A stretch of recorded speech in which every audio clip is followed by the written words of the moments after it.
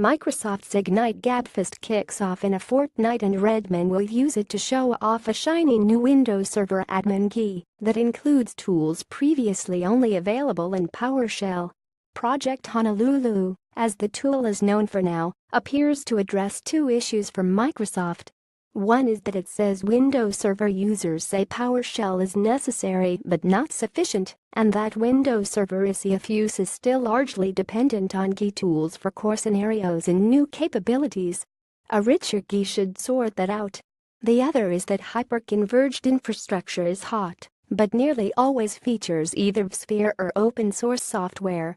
Microsoft therefore created vendor alliances for Windows-powered Hyperbox and has been pumping out blog posts saying Windows Server really is hyper-converged too for about 10 days now.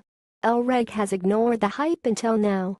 Project Honolulu was a tipping point because it looks and feels like the consoles we see from pure-play hyper-converged products that the post announcing Honolulu makes much of modernizing Windows Server also suggests that Microsoft feels Windows Server is a bit behind the current state-of-the-art, at least in terms of management experience. Has Microsoft succeeded? The company's not given us a lot to look at for now, but here's a look at Honolulu's Hyper-Converged Cluster Manager. Honolulu's Hyper-Converged Cluster Manager.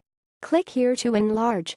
Microsoft says this interface lets you manage hyper-converged clusters comprising Hyper-V and storage spaces direct. The screen above apparently lets you provision and manage VMs and volumes, C drives, servers, and their health status across the cluster. Want more? You can also see historical and real-time performance charts for cluster-wide CPUMemore network usage and storage IOPS, throughput, and latency, then drill in to see metrics for individual VMs, volumes, and drives. Here's a look at Honolulu's core server management tools. Core server management functions in Microsoft's Project Honolulu. Click here to enlarge. Microsoft says Honolulu includes some Windows Server capabilities, which were previously manageable only via PowerShell. The post appears to style Honolulu as the best of both worlds, with an improved and more functional GUI than Systems Center or the Cloudy Operations Management Suite, but with PowerShell a click away when you want to get serious. Honolulu will debut late next week as a technical preview.